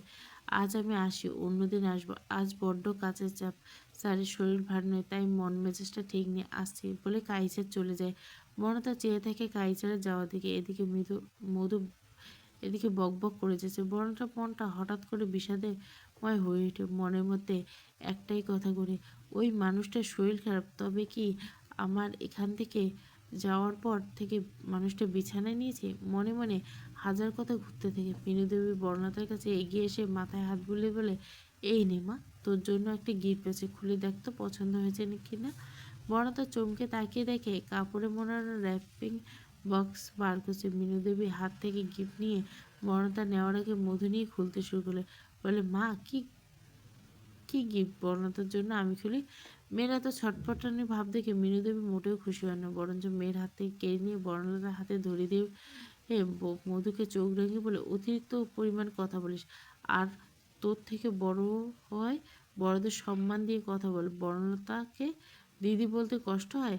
ওর জন্য এনেছি, ওকে খুলতে দে। তুই এত ফটর ফটর করছিস কেন? মুখটা চুপসে যাওয়া পোড়া বেগুনের মতো করে বসে। বর্ণতা হেসে গিফটের র্যাপার খুলতে চোখে আসে একটা ফোন বক্স। বক্সটা খুলতেই একটা ফোন পায়। বর্ণতা অবাক হয়ে ফোনটা দেখে নিয়ে মিনু দেবীর দিকে তাকায়। এটা এটা কেন আন্টি? এটা তোর জন্য নিলাম। কেমন, পছন্দ হয়েছে তো? সরি আন্টি, আমি নিতে পারবো না, তুমি প্লিজ। এই এক চাটর দিব মেয়ে, আমি ভালোবেসে কিনে দিয়েছি আর তুই নিবি না? হঠাৎ মিনুদেবীকে এমন চেঁচিয়ে দেখে বর্ণতা ভয় পেয়ে যায়। মিনুদেবী বর্ণতার মুখ থেকে নিয়ে মৃদু হেসে বলে, আন্টি ডাকিস, আমি তোকে মেয়ে ডাকি? তবে আমি কি কিছু দিতে পারবো না? চুপ করে নে, কোনো কথা শুনতে চাই না। মধু হাসে বর্ণতাকে বকা খেতে দেখে। মধু বলে, দেখেছো তোমার আন্টি কত হট? কথায় কথায় পেতে যায়, আর আমি কিছু বললে এমন করে। ও বনলতাদি, আমার মা তোমার জন্য এত সুন্দর একটা গিফট এনেছে, এভাবে ফিরিয়ে দিও না, আমার মা কষ্ট পাবে। বনলতা ঘাড় নেড়ে বলে, আন্টি এটার কিন্তু কোনো দরকার ছিল না। খুব জানি আজকালকার দিনে মেয়েদের একটা ফোন না হলে চলে না, সেখানে আমার মনে হয় তোরও দরকার, তাই নিয়ে এলাম। তুই করে বলছি, কিছু মনে করিস না, তুই তো আমার মেয়ের মতো। মধু বনলতার কথা শেষ হতে ফোন অন করে বনলতাকে চালানো শিখে দেয়। এদিকে সিংহানিয়া মেনশন এই রাত চিন্তার প্রভাব কিছুটা কমেছে। রাজের জ্বর আজ সকাল থেকে নেই, এখন অনেকটা ভালো হয়েছে। রাজ বসে আসে বিছানায়, কাইচারকে কল করে ডাকে। কাইচার এসে রাজ বলে, কাজ হয়েছে? হ্যাঁ স্যার। ওকে, তুমি সোফার উপর থেকে ওই ফাইলটা নিয়ে এসো, রাধারানী কলেজের ফর্ম আছে, ফিল আপ করে জমা দিও। কিন্তু স্যার, আমি জানি লতাপাতা পড়াশোনা করতে চাই, আমি চাই লতাপাতা নিজের পায়ে দাঁড়াক, ও স্বাবলম্বী হওয়াটা খুব জরুরি। কাইচে ঘাড় নেড়ে বলে, আচ্ছা স্যার, ওকে আসতে পারো এবার তুমি। কাইচে তবুও জানে, উৎসুক করে বলে, কিছু জানতে চাও? আসলে স্যার, আমি বাড়ির পাশে আজ স্বপ্নাদেবের আগমন ঘটে। কাইচে চুপ করে যায়, কিছু বলতে গিয়েও গেলে ফেলে। ওকে স্যার, এখন আসছি। রাজ স্পষ্ট বুঝতে পারে কাইজার কিছু এমন বলতে চেয়েছিল, চুপ করে যায়। কে এমন বলতে চেয়েছিল? রাজের ভাবনার মাঝে স্বপ্নাদেবী বলে, তোমাদের দু ভাইয়ের বিয়ে এক আসরে দিতে চাই। রাজের ভাবনা ভাঙে। স্বপ্নাদেবী বলে, অপুর মতন ছেলে কি না আজন্মকাল মেয়ে দেখলে নাচ শিখে, সেই ছেলে রাজ আজ প্রস্তাব দিয়েছে বিয়ের। রাজ চমকায়, কে বিয়ে করবে? অপু বিয়ে করতে চায় জানিস? রাজ, আমি তো খুব খুশি। তা ভালো তো, মেয়ে দেখাশোনা শুরু করো, শুভ কাজ ফেলে রেখে কী লাভ? আরে না, অপু মেয়ে পছন্দ করেছে। মেয়ের বয়স কম, দেখতে অপরূপা, কিন্তু জানিস বাবা, মেয়েটার সাত কুলে কেউ নেই। অপু তাড়াহুড়ো করতে চাইছে না, ধীরে ধীরে এগোবে। রাজের ভাবনা তখন অন্য কথা। লতাপাতা কি একটাবার ভাবে আমি কেমন আছি, আমার শরীর যে খারাপ সেই খবর কি জানে? মনের মধ্যে এত কথা ভেবে চলছে, স্বপ্নাদেবীর কথা কানে কিছু উম, বলেনি। রাজা সেই ভাবনায় মাথায় নেই। আচ্ছা তুই বস, আমি একটু বেরোবো, আশ্রমে যাব, তোর জন্য মানত করেছিলাম। তুই এখন ঠিক আছিস যখন, তখন ওই বাচ্চাগুলোকে রেখে আসি আর খাবারের আয়োজন করি। স্বপ্নাদেবী যেতে রাজের ফোন বেজে ওঠে। ফোন তুলবে না দেখে নাম্বার আর চেক করে না। ফোন বেজে আবারও বন্ধ হয়ে যায়, আবার ফোন বেজে ওঠে। রাজ বিরক্তির সাথে ফোনটা হাতে নিতে দেখে কাইসারের বোন এর ফোন কল থেকে কল আসে। রাজ কৌতূহল চেপে ফোন রিসিভ করতে, অপর পাশ থেকে কেউ তাড়াহুড়োয় জিজ্ঞাসা করে, দাদা ভালো আছো? এখন ঠিক আছো? রাজ কিছু অবাক হয় হঠাৎ মধুর গল্পে। রাজ নিজের গাম্ভীর্য বজায় রেখে বলে, বেটার আগে থেকে। ও মধু আর কোনো কথা খুঁজে পায় না, কি বলবে ভেবে চুপ থাকে। বর্ণতা পাশ থেকে ইশারা করে, খেয়েছো কিছু? মধু আমতা আমতা করলে, হ্যাঁ দাদা, খেয়েছো কিছু? রাজ কিছু বুঝে বলে, যার চিন্তা হচ্ছে সে জিজ্ঞাসা করুক, তোমায় দিয়ে জিজ্ঞাসা করার মানেটা কি? মধু জিভ কাটে। বর্ণতার হাতে ফোন ধরিয়ে তাতে জিভ কেটে বেরিয়ে যায় ঘর থেকে। বর্ণতা ভেবা জায়গায় খেয়ে যায়। বর্ণতা হঠাৎ করে কিছু ভালো লাগছিল না। কাইসারের মুখ থেকে রাজের শরীর খারাপ শোনার পর থেকে মনটা আনচান করছিল। সেই শটপটান থেকে মধুকে দিয়ে কল করে আয় রাজের কাছে, অথচ এই বজ্জাত লোক ঠিক বুঝে গেল। বর্ণতা কোনো কথা না বলে ফোন কাটে, চুপ করে বসে রয়েছে। কিশোরী কন্যা, তোমার শ্বাস প্রশ্বাস নিতে কি কোনো ফোন করেছিলে? আমি কিন্তু অধৈর্য হয়েছি। বর্ণতা নিজের সাফাই গাইতে বলে, আমি মোটেও ফোন করিনি, মধু নিজেই কল করছে। শুনেছিলাম ও বোধহয় আপনার শরীর খারাপ, তাই এটা নিয়ে বেশি ভাববেন না। না মানে মধুই কল করেছিল। কলটা আপনি বুঝতে পারছেন? রাজ মৃদু হাসে। এই হাসি দেখলে বর্ণতা যে কোনো মেয়ে ফ্ল্যাট হয়েছে। তো রাজ গম্ভীরতা বজায় রেখে, বুঝেছি, যে কেউ মধুকে কল করতে বলেছিল, ও কল করতে বলেনি, ও নিজেই করেছে। এমনকি কেউ ওকে কথা শিখে দেয়নি, ও নিজেই বলেছিল। লতাপাতা, তুমি যা ভাবছো আমি ঠিক তাই বুঝেছি। বনতা, আচ্ছা ঠিক আছে, রাখছি। রাজ, না, কিছু কথা আছে। আমার মতো সামান্য আশ্রিতের সাথে কি কথা থাকতে পারে আপনার? রাজ, বড্ড মিস করছি গো। দিদুর না এলে তোমাকে এখানে রাখতাম না, বিশ্বাস করো। বনতা ব্যঙ্গাত্মক হেসে ফেলে, করলাম বিশ্বাস। আপনার দিদুর না আনলেই আমাকে এখানে রাখতো না, তাহলে কোথায় রাখতেন? আপনার বেডরুমে? আপনার বাড়ির লোকের কাছে দিনরাত খিদে শব্দটা শুনে ওখানেই কান পচে মরতে হতো। রাজ হঠাৎ করে রেগে গিয়ে বলল, বেশি বাড়াবাড়ি করছো, কথায় কথায় রক্ষিতা কথাটা কেন আসে? আমি তো কখনো বলিনি। আমি কি বলছি কখনো তুমি আমার রক্ষিতা? বলতে হবে কেন? টাকা দিয়ে কিনেছেন। টাকা দিয়ে কিনলে তাকে তো রক্ষিতা বলে। বিয়ে করা বউ তো আর নেই। আর তাছাড়া আমার সম্মান ওইটুকু মনোরঞ্জন করা। হাতের নাগালে থাকলে চড়িয়ে গাল লাল করে দিতাম। আমি দুটো ভালো কথা বলছি বলে মাথায় উঠে নাচছো? ঘরের বাইরে সবাই আমায় ভয় পায়, আর তোমার সাহস দিন দিন বেড়ে চলছে। আসল কথা সত্যি বলে নিজের সামনের জন যদি বুঝে যায় তার জন্য মানুষ কত পাগল, তখন তুমি যা ব্যবহার করছো তারা ঠিক তাই করে। প্রণতা অবাক হয়ে যায়, নিজে অবাক চেপে রেখে বলে, বিয়ে করুন, মন খারাপ হয়েছে আপনার, হয়তো জ্বর এখনো কমেনি, তাই ভুলভাল বলছেন। যাই হোক, ভদ্রতার খাতিরে বলে, ভালো থাকবেন, নিজের খেয়াল রাখবেন, টুটু। রাজ এখনো ফোন কানে ধরে রেখেছে, কিছু সময় নামিয়ে নেয় ফোন কান থেকে নামিয়ে মনে মনে ভাবে, রাজ তুই তো এমন ছিলি না, এত পরিবর্তন। তবে কি সত্যি সত্যি প্রেমে মজেছে আবার তোর মন? কিন্তু প্রেম শব্দটা ভালোবাসার শব্দ তো আমার জন্য নয়। বহু বছর আগে হয়তো ঠকেছি, খুব বাজেভাবে হৃদয় ভেঙেছে। সেদিন তো প্রতিজ্ঞাবদ্ধ ছিলাম আমি কোনো রিলেশনে যাবো না, কিন্তু এই মেয়েকে দেখলে আমার কি হয়, নিজেকে কোনো ঠিক রাখতে পারি না। আজ নিজের শরীরে খারাপের জন্য এই মেয়ে তাই খালি গায়ে দেখতে চলে গেছে। অদ্ভুত ব্যাপার যে রাজ কারো সামনে মাথা নোয়ায় না, সেই রাজ একটা কিশোরী কন্যাকে বারবার অনুগ্রহ করছে, তার প্রতি আগ্রহ দেখাচ্ছে। রাজ, এটা কি ঠিক হচ্ছে? যতই হোক, বয়সের অনেকটা গ্যাপ আছে, প্রায় 10 বছরের বড় তুই। রাজ নিজের চুলে হাত দিয়ে বলে, ও গড, আমি পাগল হয়ে যাব, প্লিজ হেল্প। মাঝখানে 2 দিন কেটে যায়। রাজ এখন পুরোপুরি সুস্থ, আজ অফিসে জয়েন করবে। এই মাঝখানে 2 দিন বর্ণতার সাথে আর কোনো কথা হয়নি। কাইসারের থেকে খোঁজ খবর নিয়েছে, কিন্তু বর্ণতা ফোন করে আর তার সাথে কথা বলেনি। আজকে বর্ণতা রাধারানী কলেজে যাওয়ার কথা, অ্যাডমিশন হবে। বর্ণতাকে মিনু দেবী গার্জিয়ান হিসেবে অ্যাডমিশন করাতে নিয়ে যাবে বলে ঠিক করে। কিন্তু হঠাৎ মিনুদেবীর শরীরটা ভালো নেই, আর আজকে রাধারানী কলেজের রাজ অ্যাডমিশন নেই। অগত্যা মধুর সাথে বর্ণতাকে পাঠায়, কাইসারকে ফোন করে আসতে বলে বর্ণতার কলেজে পাঠায়। রাজ পুরো কথা শুনতে পায়। তখন কাইসার আগে আগে পাঠিয়ে দেয় বর্ণতার কলেজে। কাইসার সেখানে গিয়ে প্রায় 1 ঘন্টা ধরে অপেক্ষা করার মধ্যে উপস্থিত হয় মধু আর বর্ণতা। বর্ণতা ইংরেজিতে খুব ভালো নাম্বার তুলেছে, সায়েন্সেও খুব ভালো, কিন্তু বর্ণতার ইচ্ছে ইংরেজিতে অনার্স করবে। সেই কারণে রাধারানী কলেজটা বেছে নেওয়া হয়েছে। বাংলা ইংরেজি কম্পালসারি হলেও রাধারানী কলেজে ইংরেজি প্রাধান্য বিষয়। খুব নাম রয়েছে এই কলেজে, বিশেষ করে যারা ইংরেজিতে অনার্স করে পড়াশোনা করে তাদের পক্ষে রাধারানী কলেজ বেশ। আর রাজ সমস্ত খবর জেনে শুনে এই কলেজে অ্যাডমিশন করাতে চেয়েছিল বর্ণতাকে।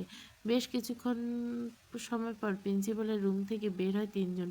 যদিও রাজ সব ঠিক করে রেখেছিল, বর্ণতায় অ্যাডমিশন হয়ে গেছে। সামনের সোমবার থেকে বর্ণতার কলেজ। কথা বলতে বলতে বর্ণতা আর মধু বেরিয়ে পড়ে প্রিন্সিপালের রুম থেকে। কাইসার বলে, তাহলে তোমরা বাড়ি চলো। যা, আমি গাড়ি করে দিচ্ছি, আমি এখন অফিসে যাব স্যারের কাছে। বাড়ি যেতে পারবো না, তোমরা যেতে পারো তো নিজেরা? হ্যাঁ দাদা, আমরা যেতে পারবো, তুই চিন্তা করিস না। আর তাছাড়া আজ আমরা অনেক দিন পর বেরিয়েছি, মনতার দিকে নিয়ে প্রথম বেরোলাম, ফুচকা খাবো, তুই চলে যা, সমস্যা নেই। কাইচার শুনি না, নিজের কলেজের সামনে ফুচকার দোকান নিয়ে যায় বর্ণতা আর মধুকে। দুজনে ফুচকার প্লেট হাতে নিতে যাবে, এমন সময় পাশ থেকে একজন বলে ওঠে, সিন্ড্রেলা কেমন আছো, অনেকদিন পর দেখা।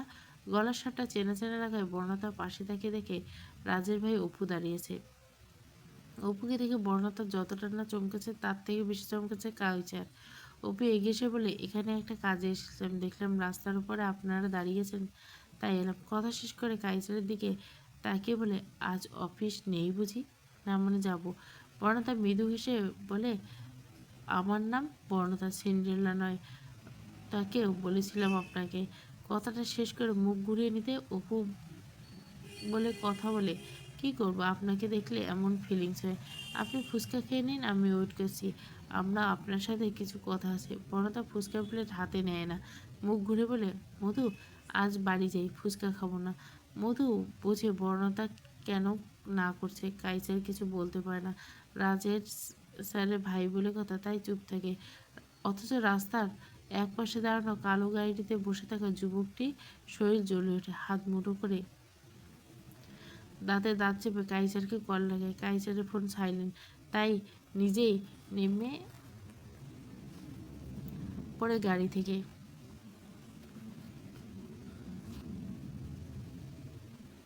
রাজের গাড়ি থেকে নেমে বর্ণতার কাছে এসে দাঁড়ায়। কাইসারের চোখ মুখ অবাক হয়ে রাজের মুখের দিকে বুঝতে পারে স্যার রেগে আছে। কাইসার ঘামতে শুরু করে। অপু নিজের দাদাকে খেয়াল না করে বর্ণাথকে বলে, কেন ফুচকা খাবেন সিন্ড্রেলা? খান, আমি খাই আপনাদের সাথে। না মানে আর ট্রাই করিনি, একটা দুটো কি বলেন? কথাটা শুনে রাজের মাথায় আগুন জ্বলে যায়। নিজের গম্ভীর আর ভরাটা স্বর বলে, আজকাল বুঝি মেয়েদের মতো ফুচকা খাওয়া ধরেছিস অপু? এরকম একটা কথা শুনে বর্ণতা মধু অপু চমকে ওঠে। পাশে তাকাতে অবাক হয়েছে। অপু তো রাজকে দেখে চোখ মুখ কুঁচকে যায়। রাজের উপস্থিতি একেবারে আশা করেনি। রাজকে দেখে চোখ মুখে বিরক্তির ছাপ, তবু মুখে মিথ্যে হাসি ঝুলিয়ে বলে, আরে তুই না মানে অফিস যাসনি? রাজ চোখ মুখ শক্ত করে বর্ণাতার দিকে তাকিয়ে অপুকে উত্তর দিবে, আমি এখানে কেন সেটা তোর জানার কথা না। তুই এখানে কেন, এই কলেজে কেন? অপু একটু ঢোক গেলে বলে, এই রাস্তা দিয়ে যাচ্ছিলাম তাই চোখে পড়লো কাইসারকে, তাই এখানে এলাম। রাজ বাঁকা এসে বলে, কাইসারের সাথে দেখা? ওয়াও, সে তো আমাদের বাড়িতে থাকে, প্রতিনিয়ত দেখা হয় তার সাথে। তাহলে এখানে দেখে এক্সাইটেড হওয়ার কী আছে বুঝি না। ভাই তুই পুলিশের মতো জেরা করছিস? কুল ব্রো। রাজের চোখে বর্ণতার দিকে একই রকমভাবে চেয়ে আছে বর্ণতার দিকে। রাজ বর্ণতার মাথা নত। উস্কুস উস্কুস করে মাথা তুলতে নজরে আসে সেই গম্ভীর ধূসরঙ্গ চোখ। বর্ণতার সাথে সাথে মাথা নামিয়ে নেয়। কাইসার মধুকে বাড়ি দিয়ে এসো। Yes sir. মধু চল। মধুর হাত ধরে বর্ণতা এগোয়। রাজ বর্ণতার হাতটা নিজের হাতে ধরে, তুমি কোথায় যাচ্ছ? বর্ণতা ঝটকা খায়, কেঁপে ওঠে সারাঙ্গ। বর্ণতার বুকটা কেঁপে ওঠে রাজের স্পর্শে। অপু স্ট্যাচুর মতো চেয়ে থাকে রাজের ধরে রাখা হাতের দিকে। রাগে দাঁত কটমট করে চিবিয়ে চিবিয়ে বলল, ব্রো তুমি কিন্তু সিন্ড্রেলার হাত ধরতে পারে না। রাজ ভুরু কুচকে বলে, কিছু বললি? অপু নিজেকে নর্মাল করে হেসে হেসে বলে, কোথায় যাচ্ছে? দিদিন কিন্তু আজকে তাড়াতাড়ি বাড়ি যেতে বলছে। কথাটা বলে বাঁকা হাসে বর্ণতা ধরে রাখা হাতের দিকে তাকিয়ে বলে, জানো সিন্ড্রেলা বাড়িতে আমাদের বিয়ে লাগছে, আমার দাদাই বিয়ে, দাদার অনেক দিনের পুরনো গার্লফ্রেন্ডের সাথে। কাইসার ভয় শেষ। স্যার না রাগ করলে কন্ট্রোল করতে না পেরে মেরে দেয়। রাজ কিছু না বলে এক মুখ ভর্তি বিরক্তি নিয়ে বর্ণতার হাত ধরে যেতে যেতে বলে, আমার শার্টে একটা মাছিও বসতে দে না, আর তুই আমার ইতিহাস সে হাত দিয়েছিস, সময় আছে শুধরে যা। কথাটা বলে বর্ণতাকে গাড়িতে উঠতে ইশারা করে। বর্ণতা উঠবে না জেদ ধরে। রাজ বর্ণতার দিকে ঝুঁকে বর্ণতা এক লাফে গাড়িতে উঠে পড়ে। রাজ গাড়িতে উঠে গাড়ি স্টার্ট করে নিমেষে উধাও। অপু এখনো দাঁড়িয়েছে একই জায়গায়। অপুকে দাঁড়িয়ে থাকতে দেখে ফুচকাওয়ালা কাকু বলে, ও ভাই নাও, প্লেট নাও। অপু চুপ করে একইভাবে দাঁড়িয়ে থাকতে দেখে, কি গো ভাই ফুচকা খাবে না? অপু, দেখছিস শালা নিজের জ্বালায় জ্বলছি, এখন ফুচকা খাওয়াতে? তোর ফুচকা তুই খার বলে রেগে মেগে চলে গেল গাড়ি নিয়ে। বেচারা ফুচকা কাকু হা হয়ে দাঁড়িয়েছে। কি হলো বেচারা কাকু? তেড়ে মেরে কিছু বলতে যাবে তার আগে অপু বলে, অপু নিজের সমস্ত রাগ ফুচকাওয়ালা কাকুর উপর ঝেড়ে চলে যায়। গাড়ির ভিতরে পিনপতন নীরবতা। রাজ নিজের মনে গাড়ি ড্রাইভ করছে, কিন্তু বর্ণতার নীরব। মনে মনে কিছু একটা ভেবে চলছে, কিন্তু কী ভাবছে বোঝার কোনো উপায় নেই। বেশ কিছু সময় পর গাড়ি এসে থামে একটা শপিং মলে। লতাপাতার নামও চলে এসেছি। বর্ণতা তো নিজের খেয়াল নেই। রাজ নিজের সিট বেল্ট খুলে বর্ণতার মুখের কাছে এগিয়ে যায়। বর্ণতার দিকে ঝুঁকে বেশ কিছু সময় পরখ করে দৃশ্যই বলল, লতাপাতা এতটা বেখেয়ালি কেন তুমি? নাকি আমায় সম্মান করছো? বর্ণতা হুঁশ পেরে নড়তে চড়তে নিজের ঠোঁটে স্পর্শ পেয়ে ক্লিন শেপ করা খসখসে গালে। রাত চোখ বন্ধ হয়ে নেয়। হঠাৎ যেন শরীরে কারেন্ট গেলে গেল। চোখ খুলে বর্ণতার দিকে তাকিয়ে গোমরা মুখে বলে, রাজ সিংহা নিয়ে কোনো হিসাব তোলা রাখে না। বর্ণতা দুরু দুরু করে বুকে চোখ টিপ টিপ করে চাইতে রাজ এগিয়ে এসে বর্ণতার কপালে ঠোঁট চেপে দেয়। বর্ণতা ছটপটিয়ে ওঠে, যেন পারফিউমের সেই তীব্র ঘ্রাণ নাসারন্তে প্রবেশ করে। বর্ণতা হাঁসফাঁস করে। রাজ কপাল থেকে ঠোঁট সরিয়ে বর্ণতার গালে ঠোঁট চেপে দেয়। বর্ণতা সরে আসতে চাইলে রাজ বর্ণতার হাত ধরে। বর্ণতা রাজের হাত ঝাড়া মেরে সরিয়ে দেয়। রাজকে নিজের থেকে সরিয়ে ধাক্কা দেয়।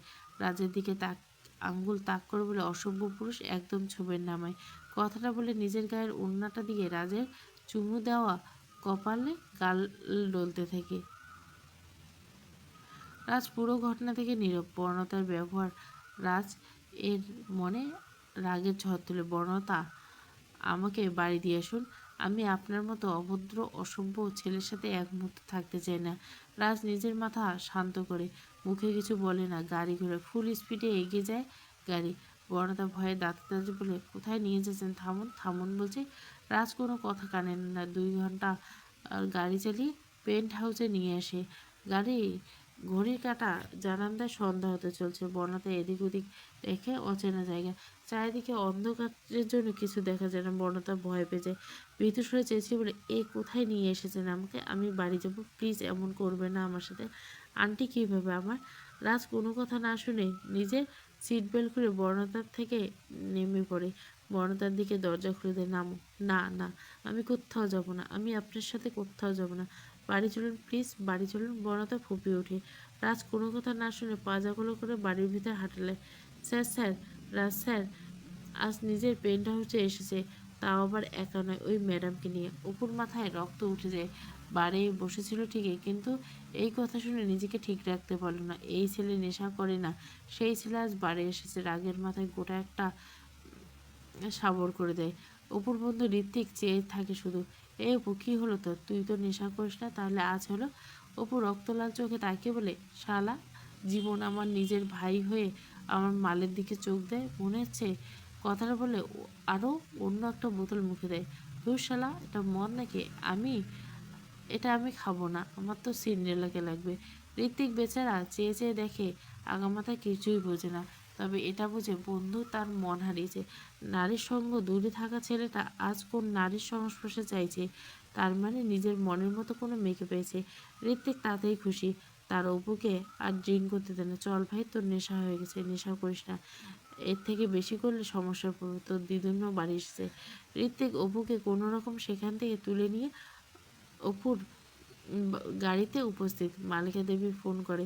মালিকা দেবী চুপি চুপি বাড়ির দরজা খুলে যায়। ঋত্বিক চুপি চুপি রেখে আসতে দেখে অপুর ঘরে। রাত 12টা বাজে। এত রাতে কেউ জেগে থাকেনি। অপুকে নিয়ে ঋত্বিক উপরের ঘরের দিকে আসে। ঋত্বিকের চোখ অনামিকাকে খুঁজে, কিন্তু চোখে ধরা দেয় না। বেচারা মুখ ভার করে অপুর ঘর থেকে বেরোতে নজর আসে অনামিকা দাঁড়িয়েছে। ঋত্বিক বাঁকা হেসে এগিয়ে যায়। অনামিকা, কি ব্যাপার, ফোন ধরছ না কেন? অনামিকা চোখ মুখ কুঁচকে যায়। ঋত্বিককে দেখে। মোটেও পছন্দ নয় এই ছেলেকে, অসহ্য। ঋত্বিক চারিপাশে তাকিয়ে দেখে নেয় ভালো করে। মুখে বলে, এত অহংকার ভালো না জানেমান। ওই পার্টির কথা মনে আছে তোমার নিশ্চয়? ওই রাতে কিন্তু তুমি আমার কাছে আসতে চেয়েছিলে, আর আমি বাধা দিনে আপন করে নিয়েছিলাম। অনামিকা অসহ্য নজরে চেয়ে বলে, তো কি, এক রাতে তোমার সাথে ভুল করে কাটিয়েছি তো কি? ঋত্বিক মুখে কুর হেসে বলে, আজকে ফ্রি আছি, চলো আমার রিসোর্টে। অনামিকা হাত তুলতে যাবে, তার আগে ঋত্বিক অনামিকার হাত ধরে নেয়। খবরদার এই হাত এই কাজ করতে আসবেন না। সবার তো আর আপনার খারাপ ভার্জিন তো আপনি নন। তবে সতী সাজছেন কেন? কত পুরুষের মনোরঞ্জন করেছেন তা ঠিক নেই। এক রাত আমার সাথে থাকলে কি এমন মহাভারত অশুদ্ধ হবে? অনামিকা, যত বড় মুখ নয় তত বড় কথা। ঋত্বিক নিজের ফোন দেখে বলে, এটা তোমার সব তথ্য আছে মিস, কি চান? অনামিকা ঢোক গিলে। ঋত্বিক কিছু না বলে অনামিকার হাত ধরে টেনে নিয়ে যায় সিংহানিয়া বাড়ি থেকে। রাতের অন্ধকারে আরও একবার পাপ কাজে লিপ্ত হয় অনামিকা, কারো আড়ালে। আসলে কি তাই, নাকি সবটাই প্ল্যান করা? ওইদিকে মালিকা দেবী নিজের ছেলেকে দেখে অবাক হয়ে যায়। মদ ঘৃণা করা ছেলে আজ নেশা করে এসেছে ভেবেই অবাক। অপু নেশার ঘরে বলে, জীবনে একটাই মেয়ে পছন্দ হলো শালার ভাই, সেটা নিতে উঠে পড়ে লেগেছে। মালিকা দেবী ছেলের এমন কথা শুনে এগিয়ে যায় ছেলের দিকে। এই অপু, বাবা মার কোন মেয়ের কথা বলছিস? কোন মেয়ে? সিন্ড্রেলা। মালিকা দেবী বলে, কে, কি নাম? বর্ণতা। বর্ণতা অপুর মুখে দিকে তাকিয়ে বলে, মা আমার ওই মেয়ে চাই, আমি ওকে বিয়ে করতে চাই, প্লিজ মা কিছু একটা করো। দাদা ভাই ওই মেয়েকে নিয়ে গেছে নিজের পেন্ট হাউসে। আমার আমার কথা বোঝো না, আমি ওকে চাই। মালিকা দেবী চেঁচিয়ে বলেছেন, ওই খিদা মেয়ে? ওই মেয়ে তো কিছুই অবশিষ্ট নেই। মা চিৎকার করে, আমি জানি দাদা ওই মেয়ের সাথে কিছু করেনি, কিছু করবে না। মালিকা দেবী, ওই মেয়েকে না খেয়ে ছেড়ে দিবে? আজব কথা বলছিস, ড্রিঙ্ক করছিস তাই নেশার করে আছিস, শুয়ে পড়ে। না না, আমি যাব, কথাটা বলে ওঠে। মালিকা দেবী ছেলের হাত টেনে ধরে মুখে বলে, আমি কথা দিচ্ছি তোকে, আমি ওই মেয়েকে এনে দেবো, এখন তুই ঘুম বেটা। অপু কিছুটা শান্ত হয়ে নেশার তোরে শুয়ে পড়ে। মালিকা দেবী বেরিয়ে এসে অপুর ঘর থেকে দরজা টেনে মালিকা ক্রুশ এসে স্বপ্নাদেবীর রুমে যায়। ঘুমন্ত মানুষটিকে জাগিয়ে মিথ্যে বলা। মামুনি মামুনি তাড়াতাড়ি চলো, রাজের খুপে বুক ব্যথা করছে। স্বপ্নাদেবী ঘুম থেকে লাফিয়ে ওঠে। মালিকা দেবী নাটক করে বলে, চলো চলো তাড়াতাড়ি চলো। স্বপ্নাদেবী কল করে চাইলে মালিকা দেবী ফোনটা হাত থেকে এক পয়েন্ট কেড়ে নেয়। মামুনি তুমি জানো ছেলেটার অবস্থা নাজেহাল, ডাক্তার এসেছে, পেন হাউসে, শিগগির চলো। এখন